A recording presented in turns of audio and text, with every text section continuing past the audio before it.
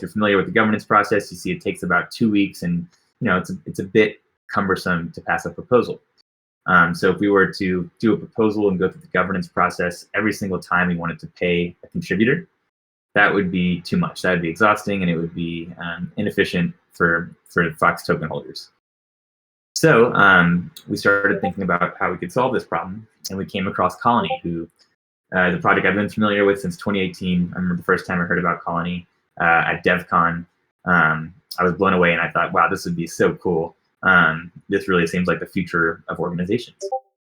So fast forward to 2021, we were setting up our DAO stack. We're trying to figure out how do we solve this problem of efficiently rewarding contributors in a way that doesn't compromise security or efficiency. And we came across Colony, and it was perfect timing because right when we were setting this up, Colony had just opened up their closed beta. So we hopped on a call with Jack. We got a demo of Colony. I spent which was the weekend before we announced the DAO, setting up a test Colony, and basically in testing it and confirm that, wow, this is pretty much the best tool available to us that I can find for solving this problem and enabling us to have a high number of contributors, a scalable organizational structure where we can have a high number of contributors getting work done and then reward these contributors, again, in a way that's efficient and does not compromise security or decentralization. So that's why we're here today. And without further ado, I'll pass it over to Jack to take us into a deep dive of Colony. Thank you very much. Alrighty, I, in error, unshared my screen, so let me just find what I've done with Zoom to share that again.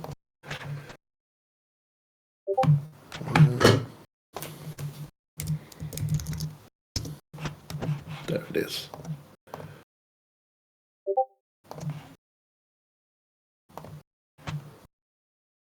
Okie dokie. All right, well, so I'd like to make this somewhat interactive. So if at any point I'm sort of gone down a rabbit hole that's too deep, or I've missed anything, or anybody really has got any question to clarify anything along the way, then please do put your hand up, or Willie, you just jump in and ask. All good? Sounds great. Yeah, I'll be keeping an eye on the stage chat. So raise your hand or post questions in the stage chat, and we'll make sure to ask them. Thanks, Jack. Great stuff. So do you think it'd be helpful for me to work through a colony that I'm playing around with, or to use the ShapeShift one? It's a great question. Maybe a little bit of both, but let's start out with this. I think this test colony, I think you'll have a better time with. Exactly. So yeah, this is a colony that I am playing around with. We've actually uncovered a bug in this today, which is why it's not going to work exactly as I'd like it to, but it will still. I'll be able to give you the overview of everything. So starting from the left-hand side, this will be familiar with most people used to Discord. You just get all of the different colonies that you're a member of. And then on the top right, we've got the sort of my own personal menu. So I've got my profile and settings in here. And I've got my address and my gas station. This is where you get told all of the transactions that you're going to be signing while using Colony. And I've got my token balance and token activation here. So I can see that I've got a whole bunch of active tokens, some of which are currently staked in motions. Motions are what we call a sort of proposal in Colony. And my ability to activate or deactivate those. Right here I've got my current amount of or proportion of reputation that exists in this colony. And that's in the colony overall. I've probably got differing amounts of reputation in different teams in Colony, and I can come back to how reputation works in a little while. Up here we've got the address of the colony itself. So to send funds to it, you just send it to its address right there. And here we've got a bit more information. It's ENS, or actually Colony's own fork of ENS that runs on XDAI, because XDAI doesn't natively have its own ENS system. And the colony's address and then also the token address. So you can add this token address to your MetaMask so that it recognizes the token if it doesn't already, which I imagine it does with Fox. We'll come back to this screen in a little while because this is kind of where the majority of the action takes place.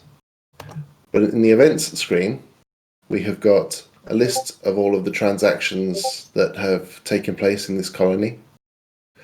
And also, if you send funds to this address, they show up in here, and anybody with reputation can claim those, and they will be sent to the root of the colony. And then right here we have got the extension manager, which allows you to install or uninstall any of the extensions that exist for Colony. And this is kind of where really all of the cool stuff that we've got for Colony will be made available over the next few months. So in due course, there'll be a whole bunch of different extensions that you can add to your Colony to give it all sorts of additional powers. But going back to this main actions page, I'll continue to give you the review of all of this. Up here, we've got the total balance of the colony and its various different tokens. So this one's got some doubloons, but no XDAI. We've got shortcuts. Anytime there's a blue link, it's usually a shortcut to some particular piece of functionality. We can see the teams that exist in the colony by clicking on this drop down. You can create a new team. It's another one of those shortcuts, or edit the teams if you want to change the details. And there's one called root, and that's kind of the board level of the organization. You can think of Colony as being like a DAO, which is comprised of other DAOs, and they can be nested inside one another. Right now, you can just have one layer of DAOs beneath, or one layer of teams beneath the root. In future, you'll be able to nest these inside one another. So, for example, if there's a design work stream in ShapeShift, you'd be able to segment that into different sub-disciplines, or however it makes sense to do so in your context. I love the analogy, Jack, of it's a DAOs within DAOs, basically. And I think that really helped me understand Colony. And I think the way that we have it written in our internal instructions, is that basically Colony you can think of Colony as sub DAOs of the main DAO, but instead of the sub DAOs using Fox tokens to quantify voting power, the voting power on these sub DAOs is based on your reputation. And maybe it'd be good now to transition into how that reputation is calculated and basically how you can get voting power in these sub DAOs. Absolutely. So first I'll touch on the general nav of Colony. So really everything that you do via this new action button, and that will allow you to hopefully intuitively navigate around anything you need to do. I think this becomes second nature pretty quickly. So most commonly you'll be making a payment. So you just select where that's going to be coming from, where it's going to be going to. If you're wanting to make a payment in buccaneering, for example, you'll need to make sure that it's actually coming from the same team. So if it is possible to create the motion in any parent team, any parent work stream, aka the root, as well as in the team itself. So you want to make sure that it's coming from that team that you're creating the motion in. And you can select your assignee and the amount that you need to pay and explain why you're doing this. I think this is really key, particularly in ShapeShift's context, to make it clear why you're making this payment so that nobody objects to it, because all of these things should be known up front and understood why payments are taking place up front. So just going back from there, we can also send funds between teams. So usually this is going to be one of the work streams drawing funds down from the root. Again, presumably this is something that's been discussed up front. You can manage the different tokens that the colony can understand just by adding them. And then there's various advanced functions, such as permissions. which I don't think are relevant in most of the case, but there will be some people in the colony who will have permissions. Remind me, Willie, are you intending for workstream leaders to have permissions or for it all to be done by motions? So eventually we want it to all be done by motions. Right now, Okay. in this initial kind of experimentation phase, we've been giving the workstream leaders the funding and the administration permissions. Yep. Cool. Yeah. So that would work by one of the workstream leaders for one of the teams that exist is just given those two permissions. And then that gives them the ability to access unilaterally the funds that exist within that team, but have access to no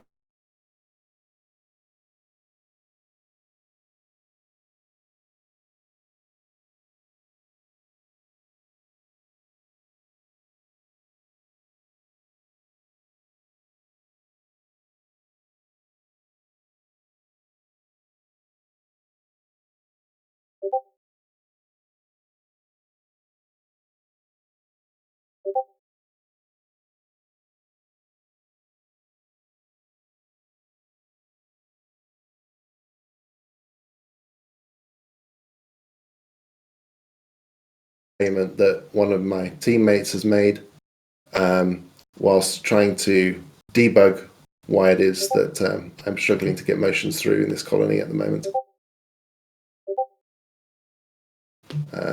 But yeah, all the others will show up as without that forced tag.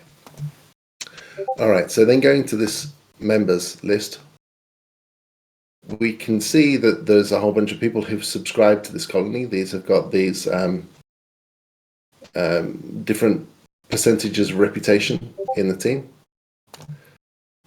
Actually, I'm sorry. This all teams list really just shows everybody who has subscribed to it, so everybody who's watching it.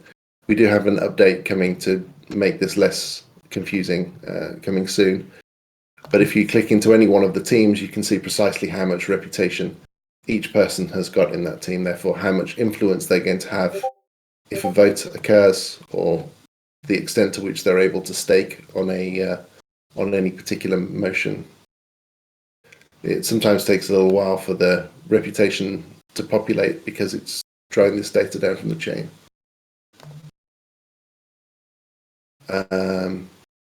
That's about it. And you can see the funds that each team has got within them, and a little explanation of what the team's all about.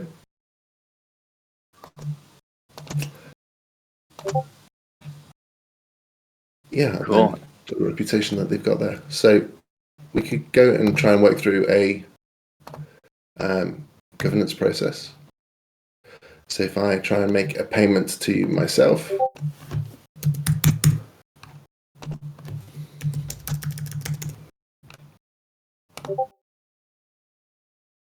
this will create the motion. Now you see I could force this, but I don't want to. And everything that you do in Colony really is a transaction because it's a completely decentralized application, with the exception of comments and subscriptions, which are currently still on our server, but which will be decentralized in time as well. Questions, Zach?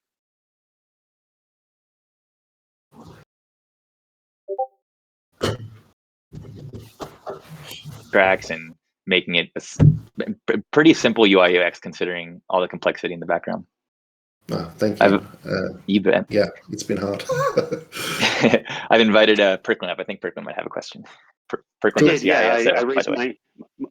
I raised my hand in the Zoom chat because it was a lot easier than using this to raise the hand. Thanks for inviting me up. My question about Colony is related to the reputation system. I can see that there's a reputation number beside different participants' names. Yes. Other than displaying that number there for everyone to see what this reputation is, how is the reputation used by the system? Are there any technical controls that would disable an account if it crosses this threshold, or give them extra votes if it crosses that threshold? Is the reputation used for anything other than a simple visual display? Yes, absolutely. It's the basis for people's influence within the organization. There's no thresholds. It's a sort of continuous process. people have the amount of influence which is proportional to the amount of reputation they have in that particular team. So, for example, in voting, if I've got 18.99% of the reputation in this team, assuming that everybody votes, I'm going to have 18.99% of the influence in that vote. It also determines the proportion of the stake that I'm able to provide. Gotcha. So instead of using the number of, let's say, Fox tokens that somebody wants to vote with, they use their reputation score essentially to vote with. Exactly correct. And As that's a follow-up then, yeah. how does someone's reputation score increase or decrease? I'm thinking, of course, from the viewpoint of security. It's my day job. I can't stop. How can I game this? How can I game the colony system to increase my reputation, thereby giving me more influence than maybe the rest of the community wants? So the amount of reputation that you have in the colony is a function of how many tokens you've been paid. If you've been paid 100 Fox tokens, you can have 100 reputation.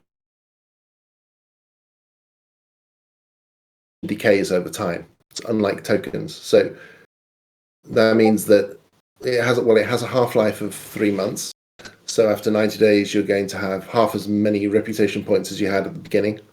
And that enables you to have reputation which is constantly fresh in the colony, so that unlike token holdings, where those who have got the sort of largest, earliest positions are likely to maintain control indefinitely, in colony, because reputation decays, it tends to result in you ending up in a sort of steady state of reputation where the amount of influence that people have is a function of their recent contributions to the colony rather than just them having been there early on. And that enables latecomers to earn an appropriate say in the organization.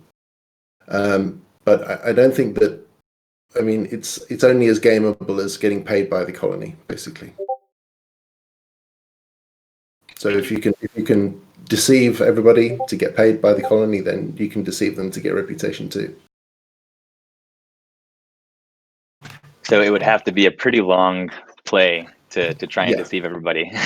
Exactly. But, and so if you do think that that's happening, and I have to warn you, I think that something has gone down. I think maybe the graph has gone down, or our node provider has gone down because that motion is not responding. So if there does appear to be anything going awry in the colony, you've got recovery mode. So if you think that somebody has gone rogue and you don't quite understand why or what's happening, then anybody who's holding the recovery permission can put the colony into recovery mode, and it will stop everything that's happening. Nothing will be able to happen anymore until the issue has been identified, and then the people who have got the recovery permission can update the storage slots of the colony and sign multisig to get the colony back up and running again. The other thing that you'll be able to do is something which is not within the UI yet, but is coming very soon, which is smite somebody.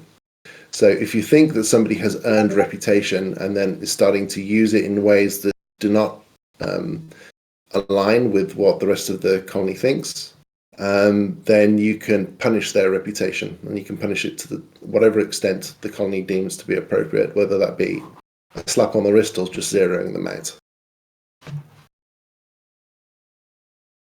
So if I leave this to go back to our colony channel to ask one of my devs what's going on, will I be removed from this, or will I stay here? if you leave the Zoom, No, not the Zoom, the Discord the stage chat. stage to go If back you to leave our the stage colony. chat, yeah, you could leave, and then I could stall for a couple minutes, and then when you come back, I can bring you back up. Yeah. All right, let's see what's going on. Cool. Oh, I'm still here. That's fine. Oh, here. Do you want to hang out up here? You can also mute yourself, and I can just stall. Okay. Cool. While he does that, I'll go ahead and I'll show you guys kind of the in progress guide for our how we're going to be using Colony. So Colony, as you guys can tell, it's a robust system. It's very flexible, and it gives you the tools to design an organizational structure. In the whole spectrum of organizational structures. From like, you could theoretically have a dictatorship, or you could have a flat organization, or you can have something in between. And we're going for something kind of in between. And the reason for that is that we want to, again, be able to get work done efficiently in a way that doesn't sacrifice decentralization or security. And also, we thought it would make a lot of sense to kind of set up the organizational structure for the DAO in a relatively similar way to the organizational structure that we've adapted to at ShapeShift. And at ShapeShift, we have departments. We have product and engineering and marketing and development. And this made a lot of sense because someone like Eric, who previously was kind of filling the role that now the ShapeShift DAO is filling, can only stay up to speed with so much, right? And same thing with the token holders. The token holders don't necessarily need to know about every single minute payment or activity happening within these work streams if they can just vote on proposals to fund these work streams budgets. And that's what we've seen so far. So there's been a few examples of proposals created by work streams to fund them. This is great because these proposals include a request for funding, and they also include success metrics and goals. And so for token holders, now token holders can just look at these proposals for these work streams. They can see at a high level what the work stream intends to accomplish and how much it will cost. And then at the next budget cycle, they can review the success metrics that the work stream has been focused on, and they can see, okay, did this work stream do a good job? And they can think, did they communicate throughout this past budget cycle? And if work streams are doing a good job in achieving their goals, then token holders will likely vote to approve their next budget cycle, assuming it's reasonable. Whereas if the work streams are not achieving their goals, they're not doing a good job communicating, then the token holders will decide not to fund those work streams budget proposals, at least not without some significant changes. So that's the idea behind this. And this is just a guide that is in progress, but has a lot of the instructions for how a workstream leader would use our Colony to basically pay contributors and also to request funds from the DAO to make sure their workstream is funded. And that's basically the main responsibility for these workstream leaders. Their core responsibility is to make sure that their workstream has sufficient funding to execute on their goals and to request that funding, make proposals to the DAO to get that funding. Then once they have their workstream funded, to allocate that funding to contributors and to expenses to achieve the goals that they've proposed to the DAO. All right, I'll pause now. Jack, are you? I'm assuming you're still busy, but we just wanted to pause. Back in the game. Back in the game. All right. Yeah, I'll go ahead. All right. Someone just asked if I could share this link. I will share it, but note that it's still in progress. All right, and then we'll stop sharing if you want to take back over. All right, good stuff. Don't know what was going on there. I think it was probably the graph playing up, but we're good now anyway. So, right, I have just created this new motion. You can see this big red bar at the top to say it needs at least 10% stake to be able to appear in the actions list. So anybody can create a motion, even if they don't have any tokens or any reputation. All they need to be able to do is to pay the gas to do it.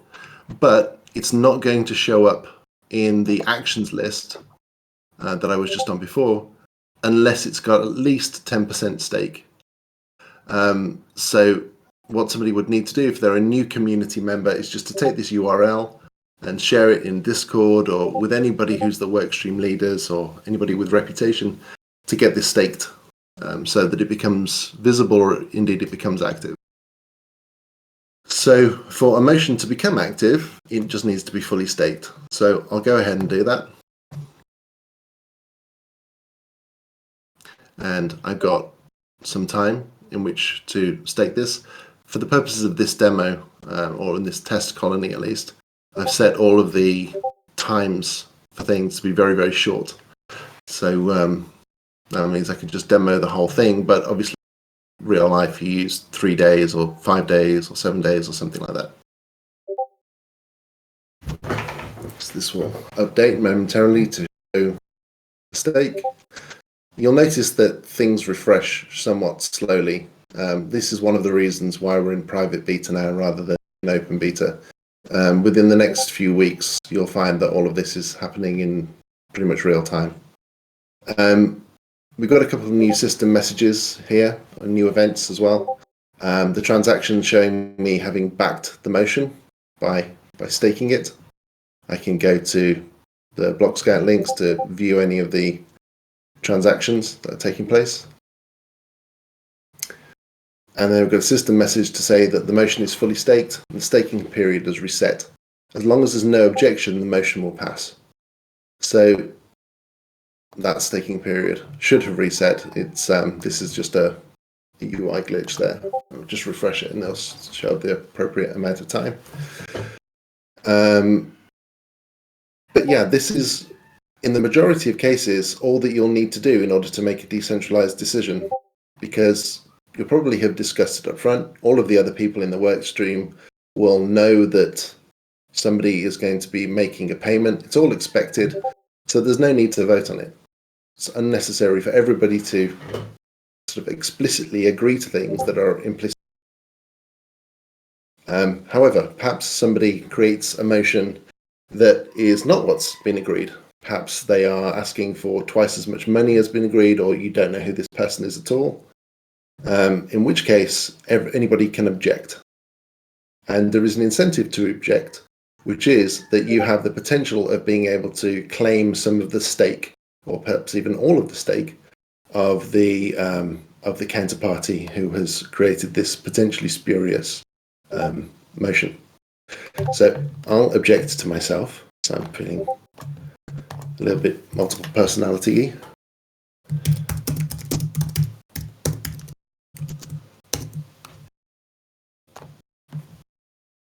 So I just have to sign all the transactions, which happen nice and quickly and reliably on it. Yes, so nice doing all this on XDAI compared to mainnet. How much would some of these transactions cost on mainnet, Jack? Well, the other day I was looking at the gas price. I think it was about 400 Gwei for a fast transaction, and so actually the 7 transactions to create a colony would have cost about $4,000 that day. Ouch! And on XDAI, it cost about 4 cents. No, not even that, like 0.55 of a cent. Wow, it's so refreshing to do all this on XDAI. Yeah. Great call. All right. Okay. So now we are through to voting. So again, we've got a few more transactions in the list and a new system message. So voting has started, and then voting is secret and weighted by a reputation. So unlike in most other voting systems, in Colony, as I said, voting is secret. That means you encrypt your vote, and we call that the commit. And then subsequently, when everybody else voted, we do the reveal, which, well, reveals your vote to everybody else and enables it to be counted. We do this because one of the cardinal sins of collective intelligence aggregation is to reveal to other people what people are thinking before they make their vote. It can't help but to bias the outcome of the vote. So we make sure to keep that secret, but it does result in a slightly different voting experience than people are used to. So that's just one of the things to kind of get used to in Colony. The other thing that differs is that there is a dual condition for the vote closing. The vote can either end when time is up or when a predefined threshold of reputation is met.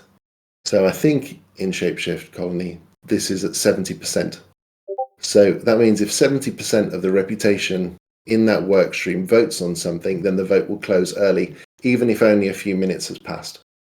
That means that if disputes do emerge, you can go from the beginning to the end of the process in just a few minutes altogether. It could just be over the duration of a phone call, rather than it always needing to take several days to get through a governance process. So Colony is really heavily skewed towards trying to get things done, at least in its intention. You can always make sure that it adheres to the full timelines or indeed 100% voting by simply setting this threshold to 100%. I think "get shit done" would be a great tagline for Right. Colony. You're right about the Absolutely. 70%. Also, just important, you might have mentioned this too, but these are all configurable. So 70% Yes. can be configured. In our voting period right now, we have that configured to 72 hours. So right now Yep. in this colony, the balloon is set to 5 minutes or so. So for testing, right now we have all these things set to 72 hours. But again, Fox token holders can choose to change any of these parameters. And we've already learned a little bit from our first month of testing that we want to update some of the parameters. So awesome. Yeah. Okay, so some of these additional bits of data around it. So we've got the voting method, which is reputation weighted. In due course, we'll have token weighted and hybrid weighted, which will require both token and reputation holders to agree on something. Then we've got the amount of reputation that I've got in this team, which is 18.99% in this case. And then the reward that I'm going to get for voting. So all voters get compensated for their time in participating in a vote, and they receive a reward irrespective of what they vote. So you don't have to try and guess which side is going to win in order to ensure that they receive their payment. And this is the range of payments that I can expect. If everybody votes in this, then I can expect to receive about 4.7 tokens. If I'm the only one to vote, then I can receive 24.88 tokens. So I better vote real quick on this. So I'm signing my message.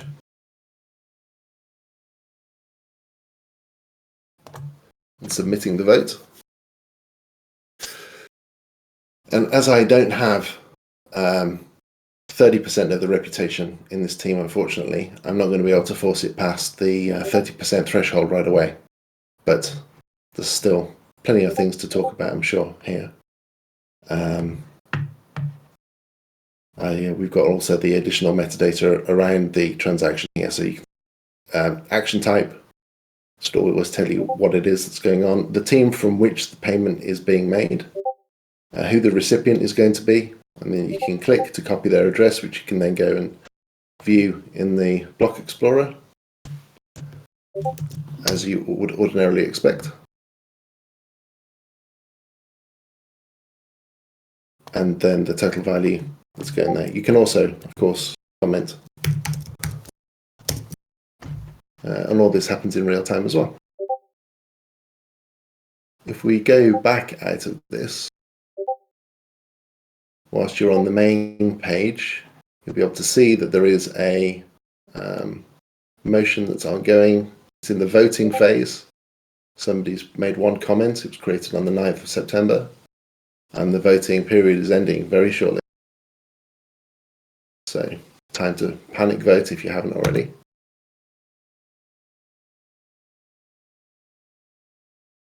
Then once this times out, it will turn into the reveal phase. And I will need to reveal my votes, otherwise, and therefore nobody will have voted on this, and it will fail. So here we are, the reveal phase. I can see that as I was the only person that voted, my reward is going to be 24.888 doubloons. So just reveal my transaction, or reveal my vote, sorry.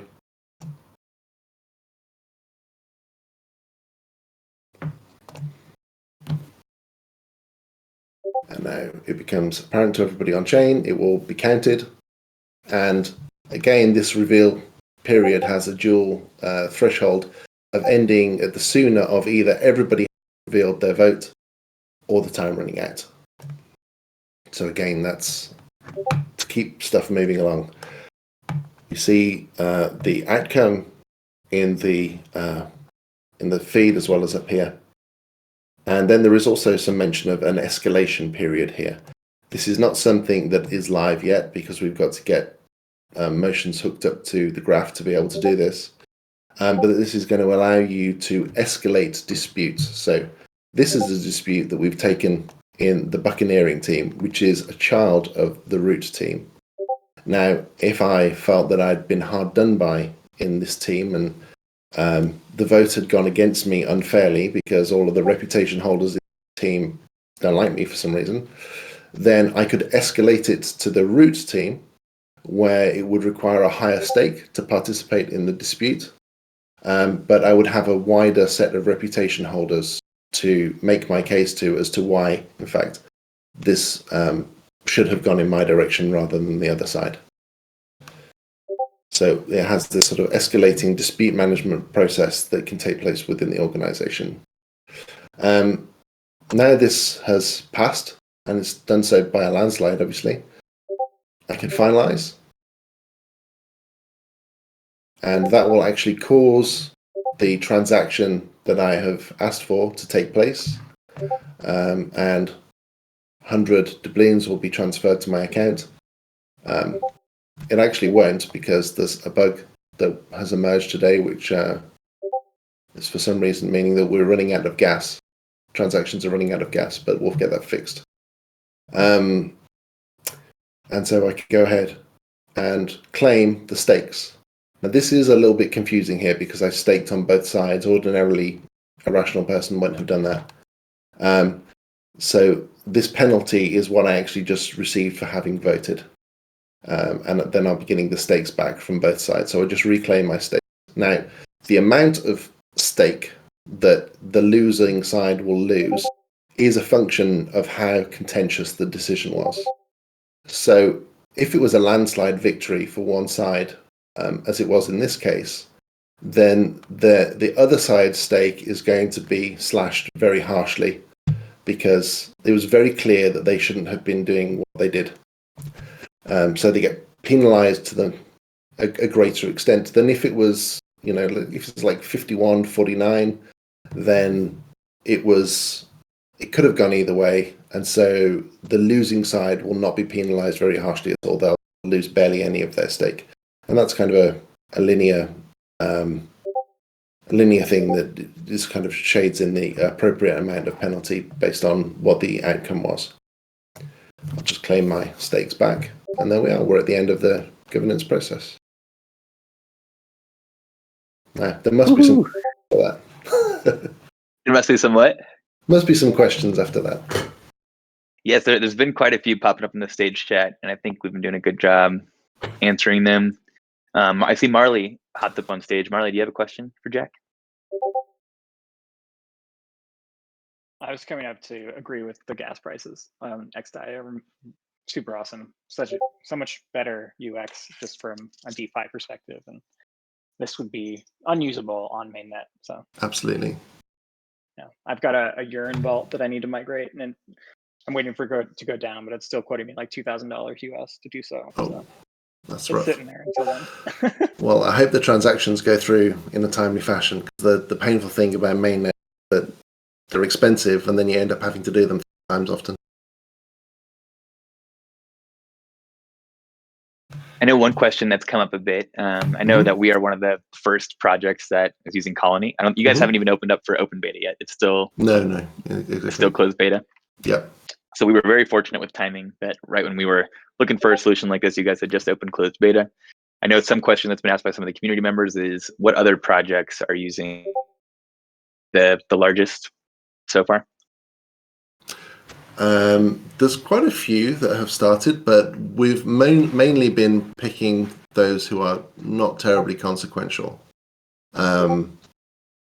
I didn't actually realize that you were ShapeShift when I onboarded you. Otherwise, I'm done. But you snuck past the radar. That's right. I was anonymous because we hadn't announced it yet. Yeah. So then it was too late. Well, we are being careful. We're not putting all of our funds in there yet. That's cool. But can you talk about any of the other projects that are using Colony and how they're using it, if it's different than how we plan to use it? There's actually quite a variety of ways. Surprisingly, quite a few people are just using permission, which I think is interesting. I think that they're seeing it from that perspective as being almost like a more transparent thing, a more social almost split for the organization than just using a multi-sig, even though it actually doesn't give them the same benefits of multi-sig. Gnosis Safe isn't created yet. But now we are starting to see a few people playing around with motions and disputes as well. But we haven't actually even publicly announced motions and disputes as being a thing yet. We're not trying to rush out into it. We're trying to be quite cautious about the way this all gets tested and rolled out, and we want to make sure that there's no major issues before we sort of start crowing about it. I think that's very wise, and I appreciate you guys being thoughtful and really prioritizing security and safety of funds, and Absolutely. also letting us get on there earlier and try start experimenting with it. Because I can't think of a better tool for us right now that we'd be using to achieve this. And so far, it's been definitely enabling us to do these payments. So we're grateful for it. Cool. Yeah, HoneySwap is not HoneySwap. Sorry, OneHive is one of the colonies that got onto this very early, and I think they've been mainly using it. Yeah, they've been using it to do everything. I think by using the permissions. Yeah, because you're not seeing the forced tag here, which means that they haven't installed motions and disputes, which is a little bit surprising for OneHive. But yeah, I guess they're still finding it useful. Yeah, that's interesting. We actually had the OneHive and HoneySwap team on a week or two ago.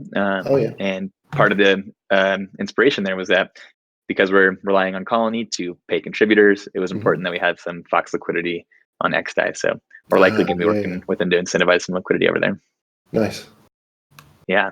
And then this is like a growth hacking outfit that I think that they are distributing tokens to each different member, and then I think that they're hoping be putting part of their revenue into the colony as well, to then be distributed between the members proportional to their token holders. So that's a feature that we've got called rewards, which is currently live and accessible on the network level, but you need to interact with it via the command line because we don't have UI for it yet. Got it. Yeah, I'm super excited about the other features that are coming on your roadmap too. Maybe we can have some time to talk about that. But sure. I see Mr. Nerdhair's up here, and I think he might have a question. What's up, Mr. Nerdhair? Okay, how about that? There, I don't know why that happens every single time. My mic screws up. Okay, so Willie was helping onboard me, hand-holding a little yesterday. A few of us leaders / prospective leaders, and because I'm a walking edge case as a security guy, I hit this thing. I'd like your perspective on it. So I'm currently in the ShapeShift US security team, and I will be leaving at the end of the year. While I'm drawing a salary from the centralized company, I'm not going to be paid via Colony for the workstream leader position. So, hopefully this proposal will pass in the next few weeks, and I'll be a workstream leader who has zero reputation in his own workstream and is unable to actually stop people from doing motions. So we came up with this, Willie was like, well, so you could always use the force permission and spend all of the workstream's funds out from under it back to yourself and then put it back in root. And I mean, that is a good, very clever, interesting solution. It does seem somewhat suboptimal. So how would you advise we go about this particular problem, resolving this particular problem? How flexible is the reputation system? Well, that's a really interesting challenge, which I think comes from the fact that ShapeShift, you guys are using it in a way that is different than we anticipated. Which, these things are to be expected, but we didn't quite anticipate it to be used in essentially a hierarchical fashion. Well, come next year, it's this won't be a problem anymore because I'll be getting paid through the colony just like everybody else. Yeah. But I mean, there's this weird position where the first person that the security work stream pays will have 100% of the rep in the security work stream. Mm-hmm. So if they're malicious, they can stake their own motion to, pay the rest of the money to themselves, and then there's sort of a problem. Well, I think it's just really a bootstrapping question, and that's why you get things kind of started by somebody. It has to be started by a sort of trusted node, effectively, and then those teams can be gradually given an appropriate amount of funds, and sort of the rope let out, the more secure that team becomes by virtue of the reputation in it becoming more diffuse. One thing I saw that was at least exciting to me from a potential technical perspective is you have these plugins you can turn on. Yep. How can we? Is there like an API for that? Can we extend the colony with our own plugins? Absolutely. Yes. So these are all smart contract extensions. So if you've got some particular piece of functionality that you want to see that we don't have yet, then we'd need to work with you to get that created. We don't have a sort of self-serve ability to build and integrate extensions, at least within our UI. But if you are happy to have your own UI, you're perfectly able to create your own extension, your own UI, and have that integrate with your colony. That's no problem at all. One of the other things I noticed about the reputation is it only comes to you if you're paid in Fox. I know that there have been a number of proposals that are working their way through our system for figuring out ways to pay people in stable coins. Mm-hmm. If people got paid in stable coins, like I know Itchy has been proposing this one Fox token. If somebody was paid in one Fox, they wouldn't actually get any reputation. Am I reading that correctly? That's correct, yes. Okay. Is one Fox a stablecoin? I don't want to say yes because I don't think the answer is yes, but lots of other people think the answer is yes. It's redeemable 1-for-1 for USDC unless everything goes catastrophically wrong. So yeah. Okay. Okay, thank you very much. So yeah, that's correct. I mean, we felt like that was both a technical choice because we don't necessarily know what the relationship is between the colony's native token and any other token. So that would be something that is theoretically possible. Like if you know what the exchange rate is, we could have a feed into a colony to allow you to do that. It's just not something that exists yet. In many cases, the colony's native token is not going to have a live price feed that can be relied upon. So it's not something that we have done yet, but it's still in closed beta, so there's a long way to go. The other is, I suppose, more from a philosophical and game theoretic perspective. We thought that it makes sense for the people who have got skin in the game to be the ones who have influence over it, even if we don't think that influence is proportional to the number of tokens that they've got. But it didn't seem totally obvious that if somebody only wants to get paid in cash and they don't believe in the thing enough to get paid in the native token, that they should have reputation and therefore influence in it as well.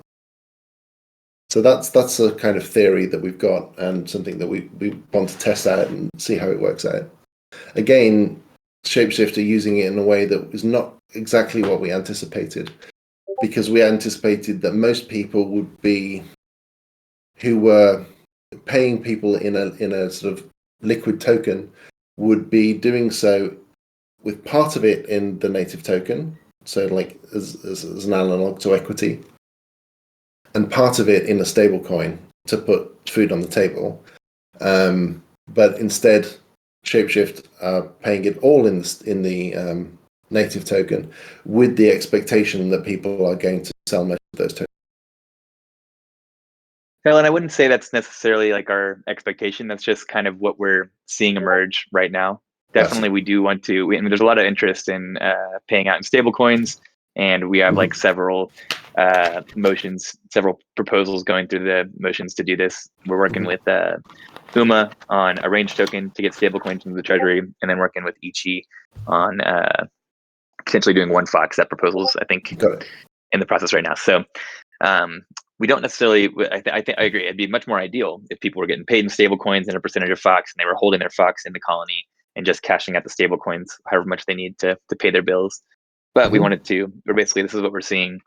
And, in a lot of ways, I think it makes sense because colony is really cool because we can kind of get the best of both worlds. And we're not limited to only having, full-time contributors who are only getting paid in Fox and are cashing it all out. But we can do that. And similarly, we can have people who are doing one-time contributions and getting some stable coins and maybe a little bit of Fox. And it really gives us the best of both worlds. And I think as a DAO, that's one of our strengths, is that compared to a centralized corporation, we have a lot more fluidity in terms of what contributions and payment structures can look like. Mm-hmm. Is there a explicit way for a permissioned workstream leader person to deny a motion without pulling the pay all the funds, back to the root trick? I'm not sure I follow what you mean. Somebody creates a motion, it's a malicious motion, but the workstream leader doesn't have any rep to stake, can't stake against it. So the workstream leader can do a forced payment and pay the money back to the colony address or something, and that'll go through before the vote finishes. Sure. So you can stop it from happening. Is there a more elegant way to do that? That's no, because if you imagine if it were possible, although they've got the permission in this case to take actions to interfere with motions, and that might be a problem. So we don't have that currently. So if you again, we hadn't really anticipated the idea of being workstream leaders who would be wanting to sort of circumvent the governance process based on reputation. So I understand that, and I completely understand that. Sometimes if we've got super weird specialized stuff that we want to do, maybe we have to write our own, plugin to make it happen. And hopefully, eventually, these sort of discontinuities will go away because we'll be fully transitioned over. But anyway, thank you for answering my question. Not at all. I think it's actually a really interesting idea whether a permission holder should be able to go and interfere with motions that are ongoing. That's quite possible. It's just not something that we've done yet, on the basis of, trying to build something in MVP and then iterate upon it as we learn about these requirements. But that's a really good piece of feedback that certainly consider. It's kind of like a veto. But here, I got a solution. Reed, you can just pay me all your money, and then I'll be your veto. Sounds good. For some reason, a surprising number of people have suggested that particular solution. On that note, too, though, I think any feedback that we have as we're using Colony, because we are one of the earlier users, I think from what I understand, the Colony team is really eager to hear all this feedback from us. And if we have ideas based on how we're using Colony and things that we think would improve it, I think, as you can see, they have this feature request tool, and I think any feedback from us as users would be really valuable and encouraged by the Colony team. Yeah, very much so. Seth, do you have a question? No, I don't. I was trying to teleport into the ShapeShift cafeteria, and somehow I wandered on stage. Well, welcome to have you. Welcome. I'm glad to have you here. We only have a few more minutes left. Does anyone have any burning questions they want to ask Jack while we have him here? Post them in the stage chat if so. Otherwise, Jack, what feature are you most excited about on the Colony roadmap? There we go. You anticipated me. I'm actually curious what you guys would like. So these are the things that are already coming down the pike. We've got going gasless on XDAI, so people will no longer have to mess around with RPC or getting XDAI. This will all just be happening via meta transactions. So you just log in with you on mainnet, and everything else will be taken care of for you. if you are a decentralized, because obviously this uses a server, you can still choose to sign your own transactions. That's no problem at all. I don't think that this is going to be useful to you, but I think it'll be useful to some people, which is our own token sale mechanism, which will be a new extension to add via the extensions manager, sorry. And yeah, you can spin up this coin machine token sale system, which is a really novel mechanism to find the right market price for a token by selling it in batches, where it modulates the price of the token based on how prior batches. We're improving what the profile looks like. So right now, if I click, you can just see some very basic information about there. But this will give you much richer information, and it's actually been improved.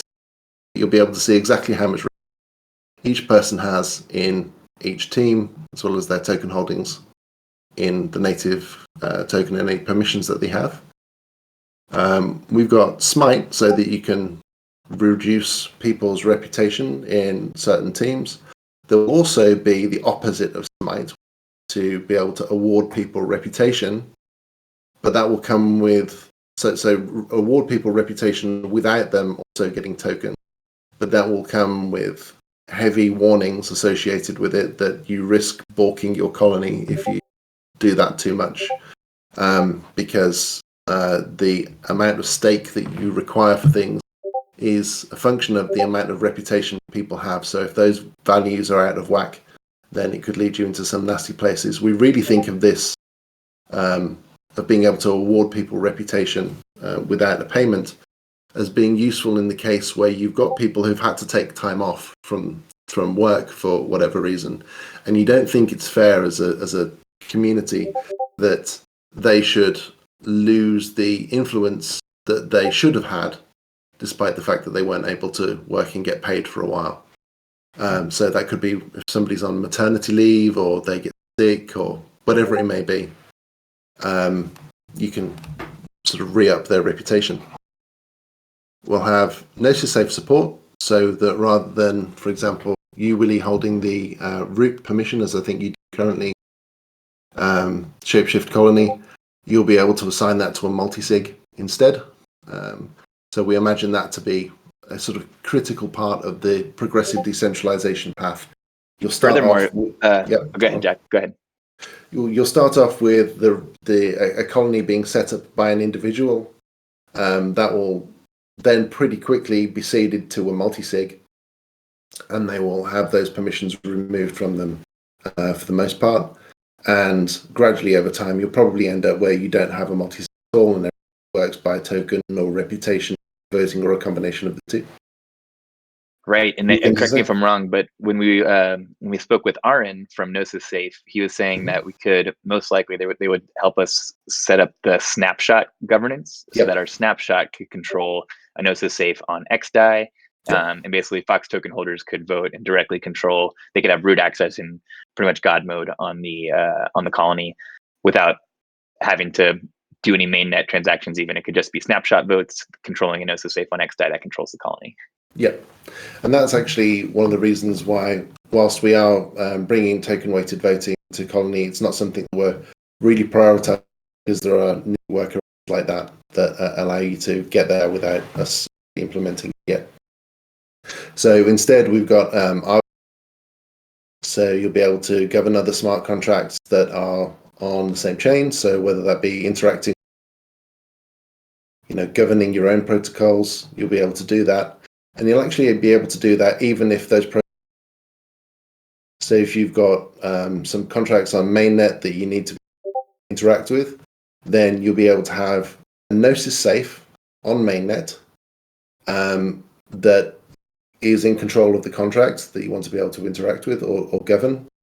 And then you'll be able to pass the transactions from your colony on XDAI across the arbitrary message bridge onto mainnet, and get your Gnosis Safe on there to do whatever the colony wants it to do.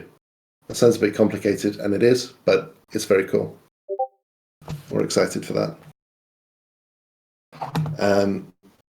And then going beyond that, we get into Q4 and beyond. We've got much more sophisticated types of expenditures that will be possible to have. So right now we just have this simple payment type that you can do where you just send a single token to a single recipient in a single transaction. We'll have much more sophisticated things where you can set up payments with multiple recipients, with multiple tokens and different values, with various different claim delays associated with them. So you could have payments being sent to people in tranches. And yeah, any configuration really that you want to be able to do by that. So you could, even set up, let's say, 12 monthly payments for somebody, so that rather than you having to do people making a claim for payments every month, you could just set it up so that those are going to be claimable automatically every month for the next 12 months. There's another way of doing that as well, which I think will be more elegant, but it just gives you a glimpse of the kind of power that this will have. We'll have a finances dashboard that will allow you to kind of dig into all of the different aspects of your colony's financial affairs. So there'll be the treasury, which I suppose is something like a block folio for a DAO. That'll show you the token balances and movements of all of its various assets, as well as where you can find those broken down by asset type and team or work stream within the colony. You'll have a transaction list that you'll be able to interrogate, find out who's been making what payments to whom and from where. Again, all filterable and filterable by time as well. There's something called the token supplier. This isn't really relevant to ShapeShift as the colony doesn't control the token. But this allows you to set the issuance rate of the token, provide a limit and a rate at which is just going to continue to be minted on a daily basis, as well as being able to burn the tokens and even mint them on an ad hoc basis.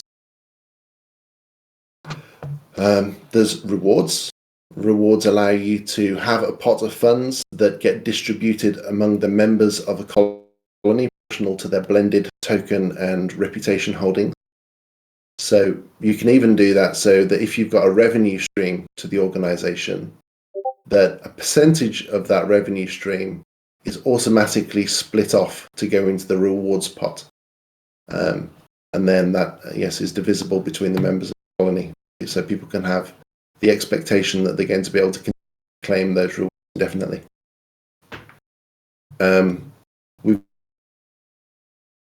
We've got tasks, and I think that tasks is probably the next thing that we'll do after arbitrary transaction, because this is what we think of as crypto bounties done right. And it basically allows you to create a payment for a worker, a payment for the person who's going to be overseeing the delivery of the work. So in this case, that would presumably be the workstream leader. And a payment for the person who's responsible for reviewing the work that the worker has done and signing off on it or not. So again, this might be the workstream leader, it might be. And these people get to rate one another's work in their respective roles at the end of the completion of the work. And that helps to build up their reputation and build a picture of what they're like as a teammate. So I'm pretty excited about that one. You'll be able to nest teams inside one another, as I've mentioned. So it might look something like this. You've got multiple children and parents. And then, if you recall, I was talking about escalating disputes earlier on. So perhaps you'd start off with some work taking place in one of the children of dev. If a dispute emerges there and it's not satisfactorily resolved in there, then it could be escalated to dev. And again, if not satisfactorily resolved in dev, it could be escalated. We've got the token weighted version of motions and disputes coming, and also the hybrid weighted version. So again, that requires for both the token and reputation holders to agree on things. We think that this is most likely to be useful in the case where you're really need to understand what both the capital and labor classes of stakeholders need to say about something like financial decisions such as minting more tokens beyond the expected range and things of that nature. A governance policy will allow you to define what voting types exist in which teams. So it might be that for creating teams, you do hybrid voting, or editing the colony details, it requires token-weighted voting. That's a bit deep to go into now, but then there's also expenditure types. So you'll be able to sort of upload a CSV of a whole bunch of addresses to blast out tokens to. That's useful for airdrops. You'll be able to have a split payment where if you've got a group of people who've done something together, you can decide how much each of them should receive.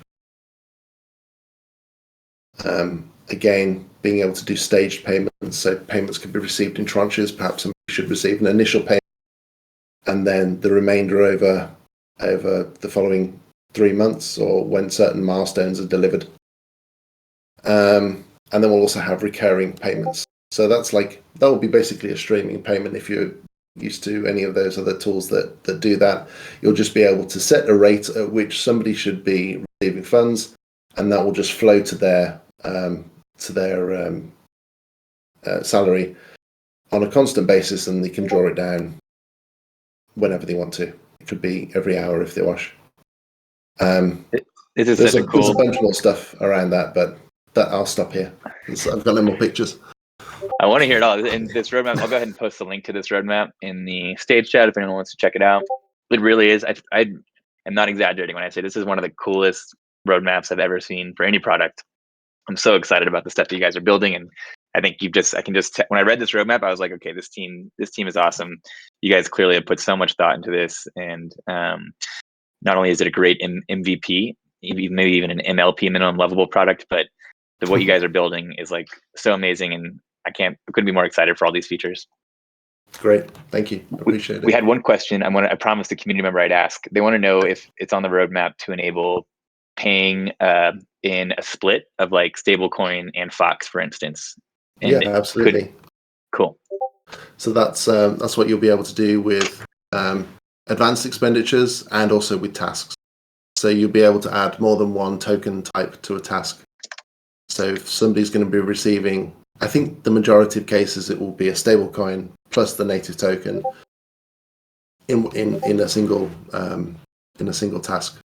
So definitely you can do that. Totally. I love the idea of being able to choose, whatever split, say 100% Fox, 0% stable, or 80% stable, 20% Fox. I see what you mean. So the actual recipient can decide that, but there'll be a pot available for whatever they choose rather than what's predefined. Yeah, I think that'd be really cool. And the ability to like denominate a task in dollars and then let the contributor choose if they want to get paid in any mix of stable and native token. That'd be super cool. Yeah, that wouldn't be something they could do unilaterally, but they could, if they want to change it, what they'd be able to do in the context of a task would be, where am I? I don't have screens for the task here, but what you could do is, because there's the manager role and the worker role, you would have a multi-sig of those two members. So within the task, and this would not require the involvement of everybody, but the worker would be able to just say, hey, I've got like currently 100% XDAI, I'm getting paid. I would actually rather it was 50-50 XDAI and Fox. I'm going to make that change. And then all it requires is for them to agree to it and the manager to agree to it when the change will take place. If they won't agree to it, then somebody can create a motion to change that and involve other token holders or reputation holders in the vote. But in principle, it should be resolvable between just the members of the actual task. Awesome. That's so cool. And then another one, Mr. Nerdhair is just commenting how excited he is about the streaming payments feature. And we've definitely heard a lot of interest from other community members too, and being able to have payments stream. Nice. Well, please jump into the Kenny and upvote that as a feature, and it will get done faster. Awesome. Yeah, that's a great call to action. And if there's any you guys have heard about that you are passionate about, or any features that you would have liked to hear about that weren't covered in the roadmap, this is a great call to action to hop over into Colony's Canny and yeah, make your voice heard. Well, Jack, thank you so much for joining us today. There was one other thing I wanted to mention that I should have mentioned about token. Because the Fox token is presumably going to be in active use on mainnet for LPing and all that kind of thing, but you want those token holders to be able to participate in governance.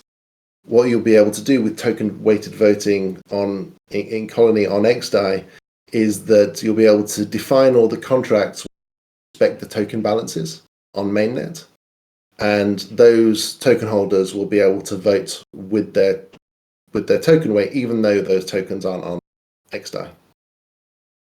That will definitely be a useful feature for us. Yeah. No doubt about that. There we are. Awesome. I'm done. Well, thank you so much, Jack. This has been great. This is much needed too. I know this. I think this brings a lot of the clarity that a lot of us were craving about Colony. I'm glad we got it recorded too. So this will be available for anybody who wants to go back, or anyone who missed the call today, to do the deep dive into Colony. And also stay tuned for very clear instructions for both workstream leaders and contributors on how we will be using Colony, working with Jack to make sure we got those nailed down. Yep. And anytime there's any confusion about anything, you know where to find. Really appreciate it. Thanks, Jack. Team. All right. Thanks, Jack. And make sure you grab the POAP too. I'll DM you the link. Perfect. Thank you. All right. Thanks, everybody. We'll see you at the governance call this afternoon at in 3 hours. Let's see. Let me just make sure I got that right. See you guys at the governance call in 2 hours and 45 minutes. Thanks, everybody.